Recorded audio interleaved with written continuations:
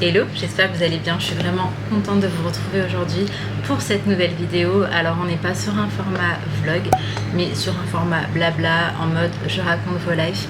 Et j'aime beaucoup ce format, franchement j'aime beaucoup ce format, sauf qu'aujourd'hui je me retrouve un petit peu coincée. Ça veut dire que là ça fait un moment que j'essaye de répondre à ce mail en vidéo avec vous, sauf que c'est un sujet en fait que je trouve extrêmement complexe, et ça en fait je pense qu'on aurait dû tellement en parler peut-être en live, avoir vos retours directement, et que ce soit un échange dans ce sens là, parce que là je vais mono-dialoguer et après j'aurai vos retours en commentaire, mais je sais pas si c'est ce qu'il faut.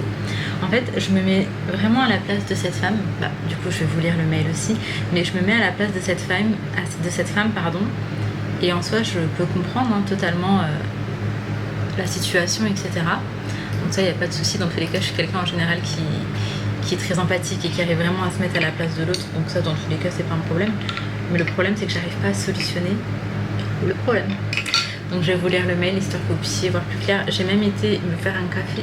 En plus, il est 17h50, le soleil se couche bientôt. Ça veut dire que bientôt, on sera plongé dans le noir. On n'aura plus de lumière et qu'on n'arrivera pas à terminer cette vidéo. Donc vraiment, c'est la vidéo du stress. Alors, je me permets de t'écrire, car j'ai besoin d'exprimer quelque chose qui me pèse depuis un moment. Et j'aimerais beaucoup avoir ton avis. J'ai 32 ans. Oh là là, j'ai parlé notre langue. J'ai 32 ans et je me suis mariée très jeune, à 19 ans. C'était un mariage d'amour. Je n'avais aucun doute à l'époque. J'aimais profondément mon mari et j'étais persuadée que ce serait pour toujours. Aujourd'hui, après toutes ces années, je me rends compte que quelque chose a changé. Il n'y a pas de conflit entre nous, bien au contraire. On s'entend bien, on se respecte énormément. On a construit une belle relation, mais je ne ressens plus cette flamme, cette passion, ni même un réel amour amoureux. J'ai de l'affection pour lui, je l'apprécie en tant que personne, mais je ne ressens plus ce que je devrais ressentir en tant que femme envers son mari. Excusez-moi, mais je commence à loucher carrément, donc je vais mettre mes lunettes. Je crois que mes yeux sont fatigués. Je suis tellement fatiguée que mes yeux, j'arrive plus en fait à rester fixée sur un écran. Après j'ai fait du montage une bonne partie de la journée, j'ai taffé aussi sur l'ordi une bonne partie de la journée. Parce que quand tu entreprends, dimanche, c'est pas dimanche en fait, on s'en fiche que ce soit dimanche. Bref, alors, je me pose beaucoup de questions. Est-ce que c'est normal après tant d'années? Est-ce que c'est inévitable dans un couple qui dure? Ou est-ce signe que quelque chose est cassé? Est-ce que je devrais essayer de raviver la flamme ou accepter que les sentiments évoluent vers autre chose? J'aimerais beaucoup que tu abordes ce sujet en vidéo, car je suis sûre que je ne suis pas la seule à vivre ça. J'ai besoin d'un regard extérieur et je pense que ton avis et ceux de tes abonnés pourraient m'aider à y voir plus clair. Alors déjà, je suis persuadée vraiment aussi que tu n'es pas la seule à vivre ça. Je sais pas si c'est quelque chose de normal. En vrai, je sais pas, c'est ça qui m'embête là de pas savoir. Je sais pas si c'est normal ou pas, mais je sais en tout cas pour sûr que tu n'es pas la seule, parce que c'est pas du tout la première fois que j'entends ce genre de choses.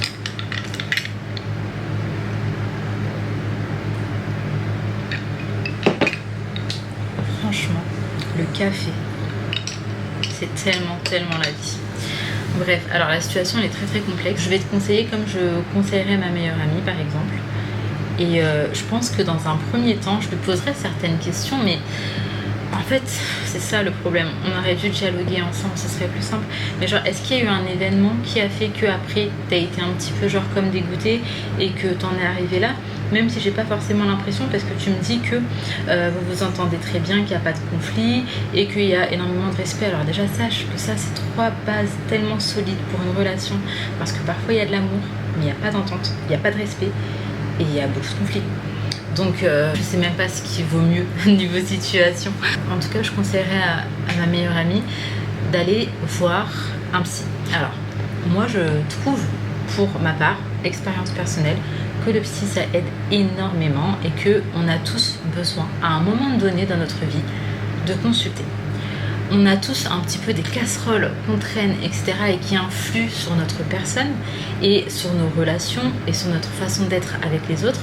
Et moi, pour ma part, en tout cas personnellement, j'ai eu besoin d'aller voir un psy, et franchement j'ai consulté pendant 1 an, et là il faut que je reprenne rendez-vous parce que je sens que j'ai besoin. Après bon, là je peux le faire par visio. Par contre je suis pas du tout du genre à changer de psy. Moi quand j'ai trouvé un psy qui me correspond bien, c'est pas évident de changer et un petit peu tout recommencer. Mais en soi t'inciterais vraiment dans un premier temps à aller voir un psy. Je pense qu'il pourrait t'aider à y voir plus clair dans tes sentiments et surtout dans ce que tu veux vraiment au fond de toi.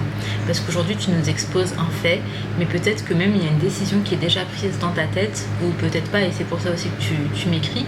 Mais je te conseillerais d'aller voir un psy et d'y aller seul dans un premier temps, et après pourquoi pas, si tu en ressens le besoin, faire une petite thérapie de couple et tout. Alors c'est pas du tout une honte, ok, c'est pas du tout une honte ou quoi d'aller voir un psy, et je pense même qu'on devrait tous le faire avant de se marier, genre comme ça tu répares un peu tout ce qui est cassé et vous repartez tous les deux tout neufs, tout sains dans vos têtes, et ça peut forcément que aider.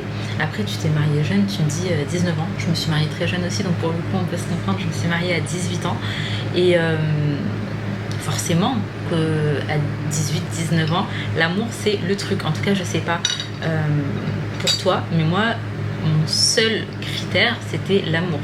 Ça veut dire qu'il y a plein de choses que j'ai pas pris en considération et qu'aujourd'hui, à l'aube de mes 30 ans, je n'ai absolument pas les mêmes critères. Alors l'amour, oui, mais ça n'arriverait même pas en premier pour te dire, pour te donner une idée. Il y a d'autres choses qui arriveraient en premier. Et après, en fait, ça dépend des gens et des relations. Alhamdoulilah, pour ma part, l'amour, c'était le critère premier. Sauf que par la suite, on a grandi ensemble et finalement, tous les critères que j'aurais cherchés et tout, bah, je les ai trouvés chez mon mari. Mais là, pour le coup, c'est un coup de chance. Vraiment, c'est ce que je me dis, c'est un coup de chance. Et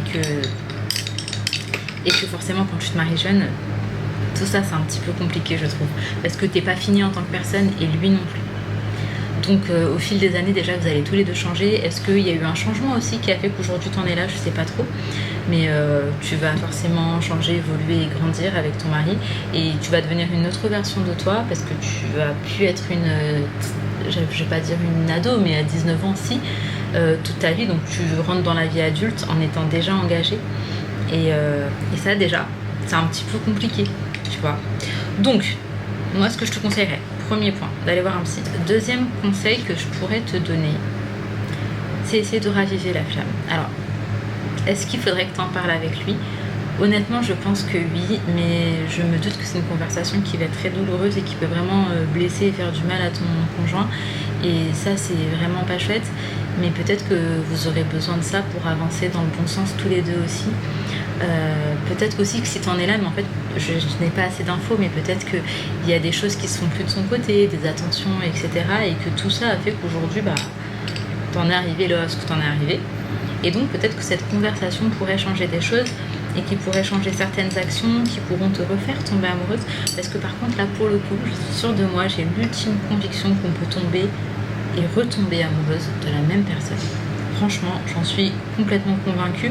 Si t'es déjà tombée amoureuse, si tu l'as aimé déjà une fois, et ben tu peux retomber amoureuse. Genre vraiment pour moi, c'est limite, c'est logique, tu vois. Donc essayez de raviver la flamme. Pour ça, je te conseillerais des petits restos. Je te conseillerais vraiment, tu vois, d'avoir du temps de qualité avec lui, de peut-être faire un petit voyage, un petit week-end, de faire des choses que vous faisiez au début tout simplement quand vous étiez en train de tomber amoureux, d'essayer de retrouver ça. Je sais pas trop c'est quoi votre délire, si vous avez des passions communes, etc. Mais vraiment se focus sur faire plein de petites choses au quotidien qui pourraient faire renaître la flamme. Après, et ça je pense que c'est un petit peu pareil partout, je pense qu'avec la routine, les enfants, le travail, alors je sais pas du tout ta composition familiale, mais toutes ces choses font qu'on s'installe dans une routine, et même si elle est bonne, parfois on n'a pas le temps de se concentrer sur son couple, et ça c'est, je pense, un petit peu partout pareil.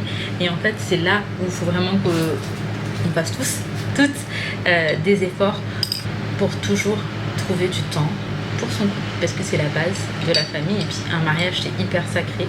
Je sais pas vous ce que vous en pensez, mais pour moi je trouve qu'un mariage c'est vraiment sacré et qu'il faut absolument tenter genre le tout pour sauver son mariage, mis à part s'il y a eu des actes vraiment impardonnables, et il y en a malheureusement. Donc mis à part dans ces cas vraiment très spécifiques où là vraiment il faut se barrer, s'il y a du respect et une bonne entente qui est vraiment, comme je vous ai dit, une très bonne base pour un couple qui dure, je pense qu'il faut absolument tenter le tout pour le tout. 2 secondes. Et voilà, c'était tout pour moi. Au revoir et bonne journée. Non, en vrai, du coup, voilà. Moi, je te conseillerais sincèrement de essayer de refaire naître la flamme, de lui parler, de voir un psy. Et franchement, les petites attentions au quotidien, ça change tout. Donc je pense sincèrement que si toi tu fais certains efforts en retour, un peu comme un effet miroir, il en fera aussi et ça aidera forcément à faire repartir tout ça. Et qu'est-ce que je peux te conseiller de plus? Peut-être de patienter encore un petit peu, histoire d'y voir plus clair. Ça sera peut-être un événement ou quoi qui fera que. Donc voilà, de la patience, de la persévérance au final. Je sais pas du tout si tu es croyante, je vais relire le mail, mais il n'y a pas d'indication, il n'y a rien qui pourrait me faire penser que à ce niveau-là. Mais si jamais tu es croyante, franchement, t'en remettre à ton Seigneur. Après, je te le redis, mais je pense vraiment que c'est normal qu'il y a des moments où ce soit pas forcément dans le pic du haut, et si ça peut te rassurer, c'est partout pareil. Et parfois je pense aussi qu'on est un petit peu niaisé par tout ce qu'on voit sur les réseaux sociaux, parce que t'as l'impression vraiment que le couple, il faut qu'il soit parfait, que c'est tout beau, que c'est tout rose, mais honnêtement les gens ils partagent ce qu'ils ont envie de partager, moi la première, et tu vas pas te partager en train de t'embrouiller avec ton chéri, ou c'est pas en tout cas des sujets qui sont plus abordés que ça sur les réseaux. Donc si tu te fies vraiment à ce que tu vois, ça va absolument pas t'aider toi dans ton couple, ça c'est sûr. Au contraire, vraiment au contraire, je pense que c'est pas forcément une bonne chose. Donc ne te fie pas en tout cas à ça, et ne te fie pas non plus aux relations de tes amis, de tes copines, etc. Parce que il n'y a pas de couple parfait. Alors ça c'est quelque chose aussi, j'en suis persuadée, il n'y a pas de couple parfait. Sinon, un autre conseil qui pourrait aussi être chouette, c'est avec ton conjoint, de faire des choses que vous n'avez jamais fait. Donc de découvrir des choses ensemble, d'expérimenter des choses ensemble, parce que ça fait un moment que vous êtes ensemble. Donc même, je sais pas, en fait, et quand je te parle de ça, je te parle ne serait-ce que de changer de resto, faire un resto que vous connaissez pas. Si vous avez l'habitude de faire resto ciné, et ben là vous faites resto bowling, enfin c'est un exemple parmi tant d'autres, mais genre juste redécouvrir des choses ensemble, ça va recréer des affinités entre vous. Essayez de creuser un peu dans ce sens-là. Qu'est-ce que vous pourrez découvrir ensemble? Parce que quand tu découvres quelque chose avec quelqu'un, moi je trouve vraiment qu'il y a une affinité en plus et tout, et que ça pourrait vous ramener un petit peu de... J'ai pas les mots. Moi le français c'est dur. Le français c'est très dur. Donc c'est pas le mot affinité forcément que je cherche. Ah, c'est complicité. Tu vois, histoire de retrouver un petit peu une complicité que vous avez peut-être perdue, parce que je trouve que la complicité et l'amour, ça va trop bien, enfin ça va vraiment ensemble. Et donc essayez de retrouver cette complicité. Et peut-être qu'après avoir fait tout ça, donc consulter, discuter, changer certaines choses, expérimenter, voyager si possible. Après avoir fait tout ça, tu verras ce que tu auras envie de faire. Mais tant que tu n'as pas tout tenté, moi je te conseille pas de lâcher. Alors déjà sache que je sais pas quelles sont tes intentions et ce que tu imagines pour plus tard, mais sache que l'herbe aussi n'est pas forcément plus verte ailleurs. Donc quand même, si tu as des très bonnes bases dans ton couple, essaye de le sauver. C'est vrai que c'est ce que je te conseillerais, mais je pense sincèrement là qu'en commentaire, et il y en a plein qui ne seront pas forcément d'accord. Après, je vous laisse bien évidemment lui donner plein de bons conseils. N'hésitez pas à me dire ce que vous en pensez et comment est-ce que vous feriez. Est-ce que si vous avez plus de sentiments amoureux, vous aurez lâché l'affaire, ou est-ce que vous aurez essayé de reconstruire quelque chose?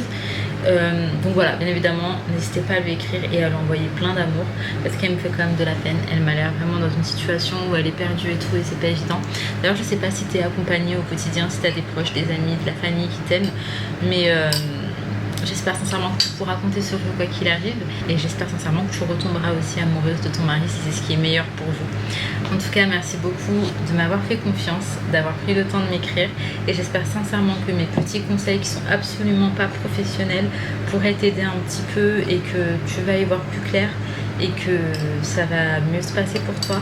En tout cas, n'hésite pas à m'écrire encore par mail pour me dire où est-ce que t'en es, est-ce qu'il y a des étapes ou pas que t'as fait, mais prends le temps encore un petit peu de voir ce qui pourrait arriver.